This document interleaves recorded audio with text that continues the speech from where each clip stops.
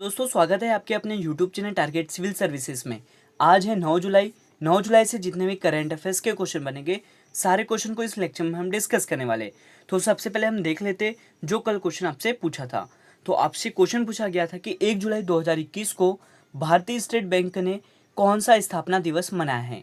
तो इन्होंने मनाया था दोस्तों 66वां स्थापना दिवस। यहाँ पे करेक्ट आंसर क्या हो गया, ऑप्शन थर्ड।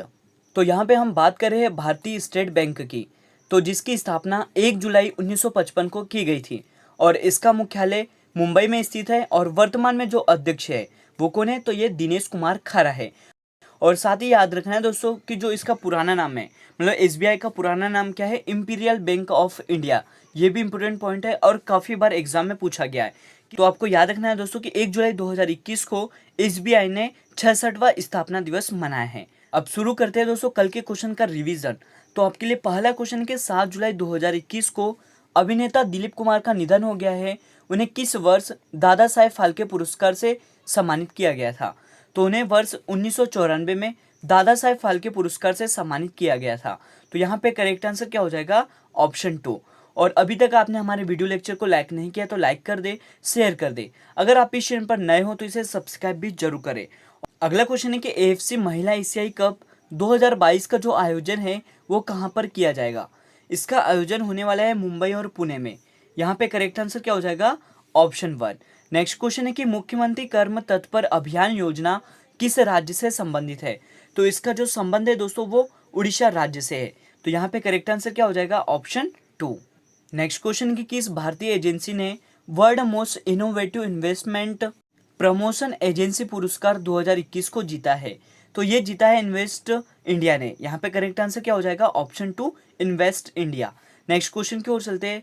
हाल ही में कोविन ग्लोबल कॉन्क्लेव का जो उद्घाटन है वो किसने किया है। तो इसका उद्घाटन किया है दोस्तों नरेंद्र मोदी ने।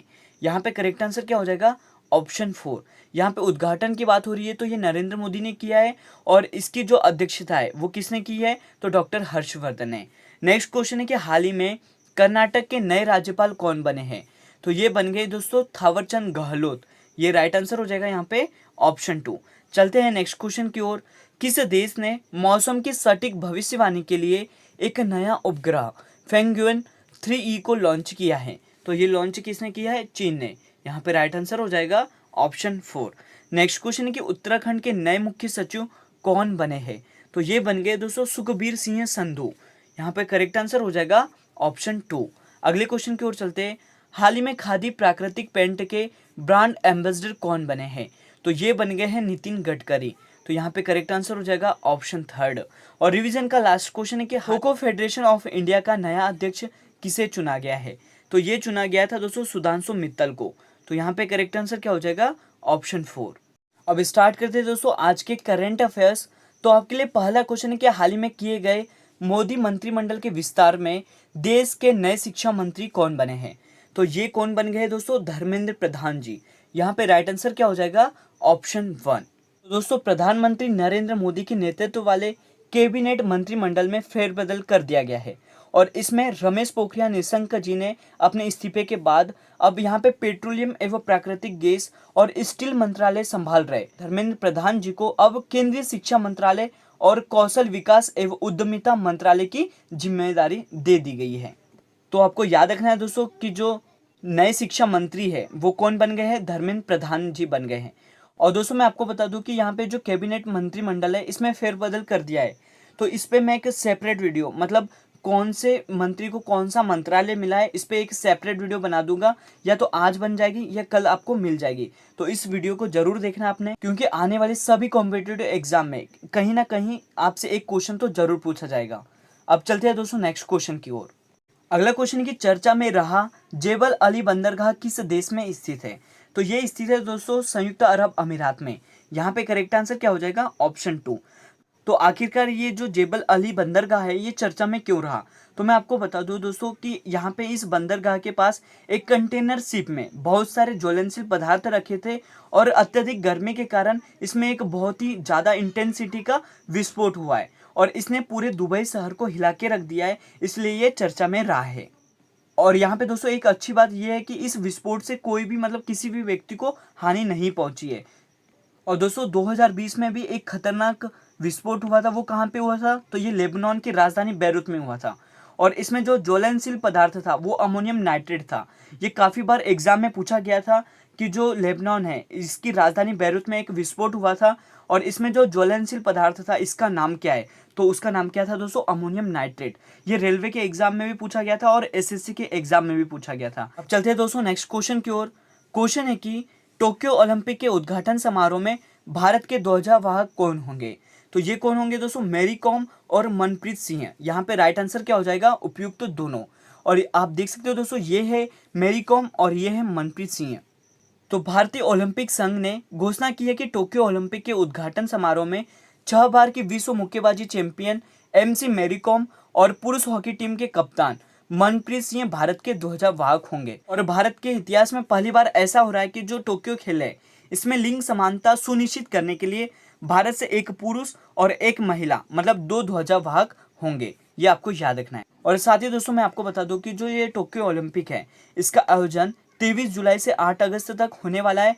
और जो टोक्यो पैरा ओलंपिक है इसका आयोजन कब होने वाला है, तो 24 अगस्त से 8 सितंबर तक या 7 सितंबर तक होने वाला है। ये जो टोक्यो पैरा ओलंपिक है इसके ध्वजवाहक कौन होंगे, तो ये मरियप्पन थंगावेलु होंगे। ये भी आपको याद रखना है। अब चलते हैं दोस्तों नेक्स्ट क्वेश्चन की ओर। तो क्वेश्चन है कि हाल ही में अमेरिका द्वारा पाकिस्तान सहित कितने देशों को बाल सैनिक रोकथाम अधिनियम की सूची में शामिल किया है। तो ये कितने देशों को शामिल किया है दोस्तों, अमेरिका के द्वारा 14 देशों को, जिसमें शामिल है दोस्तों पाकिस्तान। यहाँ पे करेक्ट आंसर क्या हो जाएगा, ऑप्शन थर्ड। तो यहाँ पे दोस्तों मैं आपको बता दूं कि जो बाल सैनिक है मतलब ये बाल सैनिक ये 18 वर्ष से कम उम्र के बच्चे या तो फिर युद्ध में शामिल हो या प्रत्यक्ष रूप से भी शामिल हो। यहाँ पे जो बाल सैनिक की बात की गई है वो क्या है कि 18 वर्ष से कम उम्र के बच्चे जो युद्ध में शामिल है या फिर प्रत्यक्ष रूप से किसी भी रूप में शामिल है। नेक्स्ट क्वेश्चन है कि बोल्ड प्रोजेक्ट किस राज्य की सरकार ने शुरू किया है। तो इसे शुरू किया है दोस्तों राजस्थान राज्य की सरकार ने। यहाँ पे करेक्ट आंसर क्या हो जाएगा, ऑप्शन थर्ड। तो यहाँ पे दोस्तों हम बात कर लेते हैं बोल्ड की। तो बोल्ड का मतलब है bamboo oasis on land in drought. ये आपको याद रखना है, ये इसका फुल फॉर्म हो गया। तो यहाँ पे जो प्रोजेक्ट बोल्ड है इसका यहाँ पे उद्देश्य क्या है, तो आदिवासी आय बढ़ाने के लिए खादी और ग्रामोद्योग आयोग ने शुष्क और अर्ध शुष्क भूमि क्षेत्रों में बांस आधारित हरे पेज बनाने के लिए प्रोजेक्ट बोल्ड लॉन्च किया है। और यह भारत में अपनी तरह का पहला अभ्यास है जो राजस्थान के उदयपुर में आदिवासी गांव निचला मंडवा से शुरू किया गया है। तो आपको याद रखना है बोल्ड प्रोजेक्ट किस राज्य की सरकार ने शुरू किया है, तो इसे राजस्थान राज्य की सरकार ने शुरू किया है। अब चलते हैं नेक्स्ट क्वेश्चन की ओर। क्वेश्चन है कि महिला स्पीड शतरंज चैंपियनशिप 2021 का खिताब किसने जीता है। तो इस खिताब को जीता है दोस्तों हु यीफान ने। यहाँ पे करेक्ट आंसर हो जाएगा ऑप्शन थर्ड।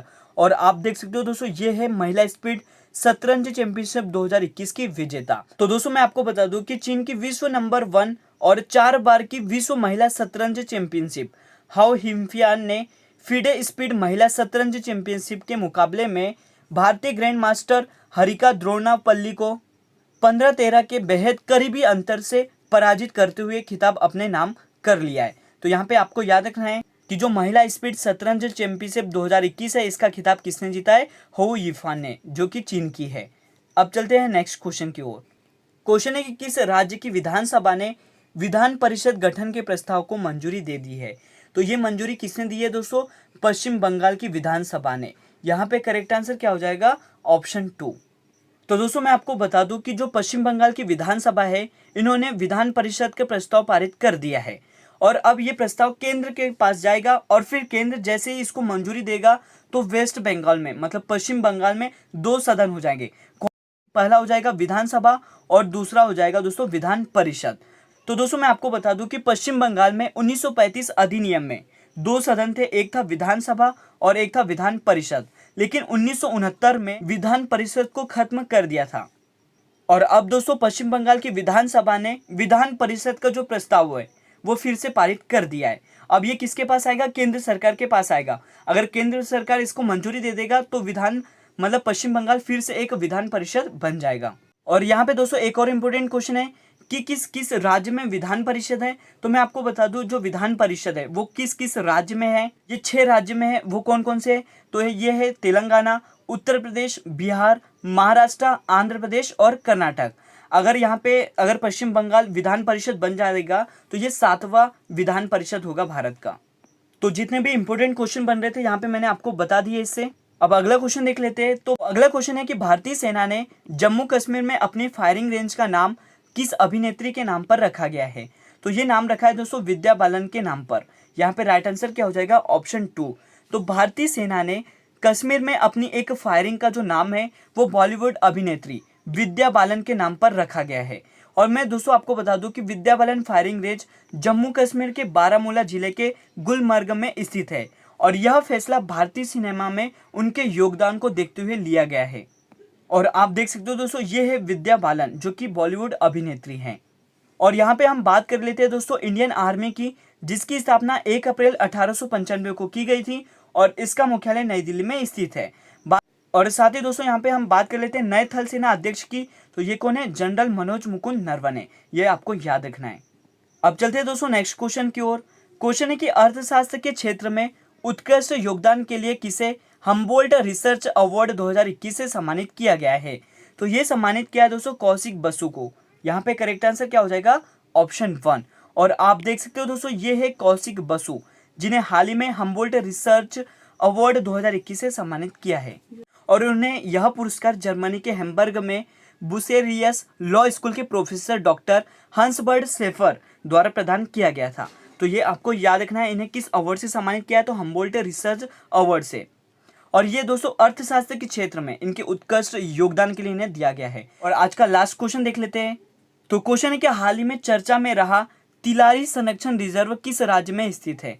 तो ये स्थित है दोस्तों महाराष्ट्र राज्य में। यहाँ पे करेक्ट आंसर हो जाएगा ऑप्शन 2। तो दोस्तों ये जो तिलारी संरक्षण रिजर्व है ये चर्चा में क्यों रहा? तो यहाँ पे दोस्तों एक किंग कोबरा मिला है। तो यहाँ पे आपको याद रखना है कि जो तिलारी संरक्षण रिजर्व है यह सिंधुदुर्ग महाराष्ट्र में स्थित है। तो मैं आपको बता दूं कि जो ये किंग कोबरा है इसके जहर को मतलब इसे न्यूरोटॉक्सिन कहते हैं और एक बार में यह 20 लोग को मार सकता है। मतलब ये जो किंग कोबरा है यह एक बार में 20 लोगों को मार सकता है।